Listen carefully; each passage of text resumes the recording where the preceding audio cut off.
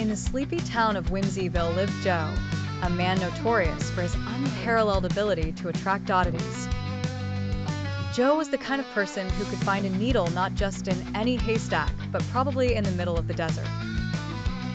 One crisp autumn morning, as Joe watered his geraniums, his enthusiasm reached a peak when he noticed something gleaming from the corner of his yard. He stared at it intensely, conjuring bizarre theories in his head. Buried pirate treasure, or perhaps an alien artifact.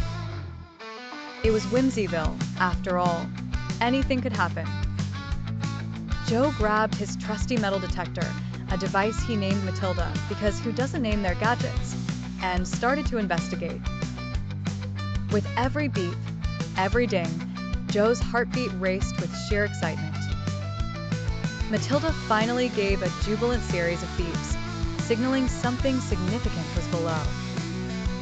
Armed with a garden trowel and far too much caffeine, Joe began to dig with the fervor of a caffeinated squirrel in nut planting season. His neighbor, Miss Penelope, leaned over the fence, her curiosity piqued.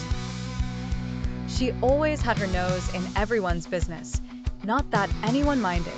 In fact, her gossips were the town's unofficial newsletter. "Found anything yet, Joe?" she exclaimed, unable to contain her intrigue.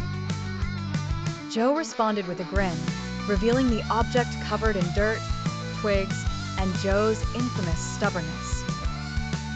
He cleaned it off to reveal an old, ornate key with an inscription that he could only decipher as "You shall be visited by 3 parrots." Penelope, ever the melodramatic, gasped, suggesting Joe might have unlocked an ancient curse. That was just the fuel Joe's imagination needed.